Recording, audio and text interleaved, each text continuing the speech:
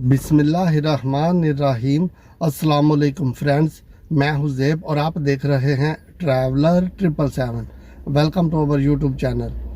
तो फ्रेंड्स, हम बात करेंगे स्पेन और पुर्तगाल के ऊपर कि स्पेन में डॉक्यूमेंटेशन का क्या प्रोसेस है और पुर्तगाल में क्या प्रोसीजर है इस डॉक्यूमेंटेशन का, यानी रेजिडेंस कार्ड हासिल करने का टाइम पीरियड कितना लगता है, अकोमोडेशन की क्या प्रॉब्लम है, क्या सहूलतें हैं और काम के जो मुतालिक बात है कि काम कहाँ पे आपको इजी मिल सकता है। तो इन दो कंट्रीज़ के ऊपर हम बात करेंगे।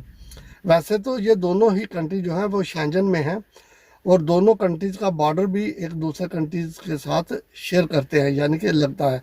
स्पेन और पुर्तगाल का बॉर्डर भी आपस में जो है वो है बाई रोड। और इसके अलावा जो है स्पेन में और पुर्तगाल में दोनों कंट्रीज में लैटिन लैंग्वेज बोली जाती है। स्पेन में स्पेनिश है और पुर्तगाल में पुर्तगेज़ है, लेकिन ये दोनों लैंग्वेज जो है ये लैटिन लैंग्वेज हैं।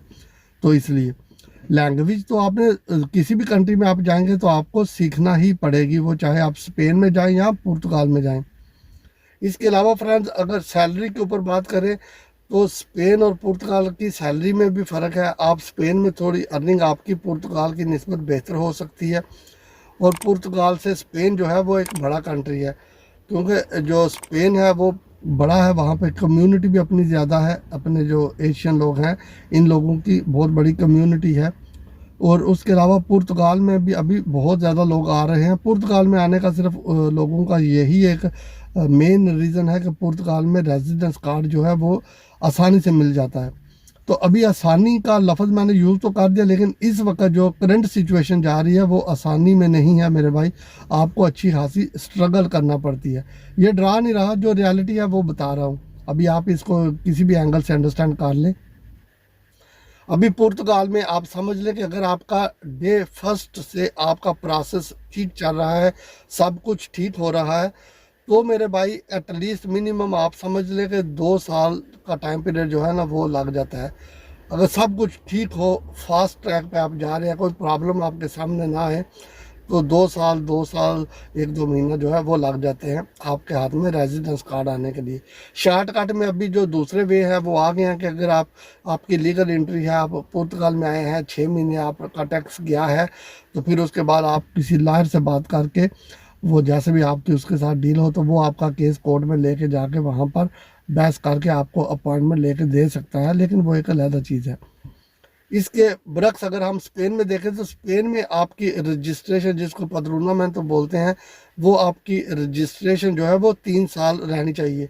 पहली रजिस्ट्रेशन आपकी जब होती है तो 2 साल के लिए होती है। 2 साल के बाद फिर आपने वहाँ पे जाके जो है वो उसको रीन्यू करवाना होता है। रीन्यू का यही मतलब है कि आप फिर जाके उनको बोले कि मैं इस घर में रह रहा हूँ, वो चाहे तो आप सेम घर में रह रहे हैं या किसी और घर में, तो फिर आपकी रजिस्ट्रेशन 1 साल के लिए और एक्सटेंड हो जाती है। तो इस तरह फिर होगी 2 साल पहले और 1 साल बाद का 3 साल में 3 साल टाइम पीरियड होगा। 3 साल के बाद फ्रेंड्स, अब वहाँ पर भी आपके पास जब आपने रेजिडेंस कार्ड अप्लाई करना है, ये 3 साल के बाद वहाँ प्रोसीजर चल रहा है। तो फिर ये है कि आपने वहाँ पर भी जॉब का कॉन्ट्रैक्ट लेना है। अगर आपके पास काम है तो फिर ठीक है, अगर काम नहीं है तो फिर आप जैसे भी वो जॉब का कॉन्ट्रैक्ट किसी से लेंगे, हासिल करेंगे, कैसे होगा, लेकिन वो आपको लेना पड़ेगा, क्योंकि अगर आपने रेजिडेंस कार्ड लेना है स्पेन का, तो रेजिडेंस कार्ड के लिए जॉब कॉन्ट्रैक्ट चाहिए। अब पुर्तगाल में और स्पेन में जॉब कॉन्ट्रैक्ट अगर आप किसी से बात करके भी लेते हैं तो इसमें बहुत ज़्यादा डिफरेंस है, क्योंकि जॉब कॉन्ट्रैक्ट जो है ना पुर्तगाल में स्पेन की निस्बत काफ़ी ज़्यादा, यानी कि जो है वो ये वैसे एक बात कर रहा हूँ कि जो लोग खरीदते हैं, हालांकि वो सही काम नहीं है, आप कॉन्ट्रैक्ट कहीं से भी ना खरीदें, आप काम करें तो आपको कॉन्ट्रैक्ट मिल जाता है, लेकिन जो लोग खरीदते हैं प्राइस आप देख सकते हैं, अब पता नहीं कोई आपको कितने में देगा। तो इसलिए बाकी, क्योंकि जब आप 3 साल के बाद वहाँ पे टाइम पीरियड स्टार्ट करेंगे तो भी आपको 1 साल आप जहन में रख लें कि आपने रेजिडेंस कार्ड हासिल करने के लिए मज़ीद आपका 1 साल लग जाएगा। तो इसका मतलब टोटल आपके लग गए 4 साल और पुर्तगाल में लगे 2 साल। पुर्तगाल में 2 साल और वहाँ पे 4 साल। और पुर्तगाल में अगर 5 साल आप लीगल हैं तो 5 साल लीगल रहने के बाद आप एलिजिबल हो जाते हैं पासपोर्ट अप्लाई करने के लिए। तो फिर पासपोर्ट आप अप्लाई करेंगे, उसमें साल लगे या 1.5 साल लगे वो एक अलग बात है।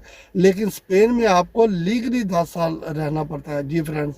जब आप स्पेन में लीगली 10 साल रहेंगे उसके बाद आप एलिजिबल होंगे पासपोर्ट अप्लाई करने के लिए। तो 10 साल आप लीगल रहेंगे, उससे पहले 3 साल आप जो है वहाँ पे रजिस्ट्रेशन रहेगी, 10 और 3 13 साल हो गए। तो फिर उसके बाद जाके आप अपना पासपोर्ट अप्लाई करेंगे। और अगर बड़े भी फास्ट ट्रैक पे आप जाएं, बहुत तेज़ जाएं, तो भी आपको 15 साल के बाद आपके हाथ में पासपोर्ट आएगा। 15 साल, आप ये बात ध्यान में रखें। लेकिन अब बात करते हैं काम के मुतालिक। तो पुर्तगाल की निस्बत स्पेन में आपको काम जो है वो मिल जाता है। अब मैं ये नहीं कहूँगा कि आसानी से मिल जाता है, लेकिन मिल जाता है काम वहाँ पे। कम्युनिटी भी ज़्यादा है और कंट्री भी बहुत बड़ा है। पुर्तगाल की निस्बत स्पेन एक बड़ा कंट्री है, तो वहाँ पर आपको काम भी मिल जाता है, आप आराम से वहाँ पे काम कर सकते हैं। और रिहाइशों का जो मसला है वो भी मिल जाते हैं। अभी पुर्तगाल में अकोमोडेशन के काफ़ी ज़्यादा मसाइल चल रहे हैं। चल तो स्पेन में भी रहे हैं, लेकिन मुल्क बड़ा है तो वहाँ पे अकोमोडेशन भी मिल जाती है। आप इन सारी बातों को जहन में रख के आए कि आप कितना सर्वाइव कर सकते हैं। अगर आपको काम नहीं मिलता मेरे भाई, तो फिर इसके लिए आप देखें कि अगर आप पुर्तगाल में आते हैं और आपको काम नहीं मिलता, तो इसके लिए फिर आपको स्ट्रगल करना पड़ेगी अच्छी खासी। लेकिन उसके बरक्स अगर आप देखें और आप स्पेन में चले जाते हैं, तो स्पेन में फिर यह है कि आपको काम भी मिल जाता है वहाँ पे, और आपकी कुछ अर्निंग भी स्टार्ट हो जाती है, जिससे आपके अपने ज़ाती जो अखराजात हैं वो भी आप जो है पे कर सकेंगे वहाँ पे स्पेन में, और अपनी फैमिली को भी थोड़ा बहुत सपोर्ट कर लेंगे। तो इन बातों को आप जहन में रख के आप डिसाइड करें कि आपने स्पेन में जाना है या पुर्तगाल में जाना है। टाइम पीरियड देख लें रेजिडेंस कार्ड का, और जॉब्स के बारे में भी आप देख लें, क्योंकि ये एक बड़े मसाइल हैं जो आपके सामने आने ही आने हैं हर हाल में। तो इन सारी चीज़ों को आप मद्देनज़र रख के फ़ैसला कीजिएगा। इमोशनली फ़ैसला ना करें, क्योंकि इमोशन जो है वो बंदे को कभी कभी बहुत नुकसान देते हैं। इसलिए आप अपने दिल दिमाग को हाज़िर करके आप सोचें आपके लिए क्या बेहतर है। तो फ्रेंड्स, वीडियो एक बनाइए, अगर आपको अच्छी लगे तो चैनल को सब्सक्राइब कीजिएगा, वीडियो को लाइक और शेयर कीजिएगा, और ये भी बताइएगा कि आप कौन से कंट्री से हमारी वीडियो देख रहे हैं। स्टे ट्यून, फिर मिलते हैं किसी नई वीडियो में। टेक केयर, अल्लाह हाफिज़।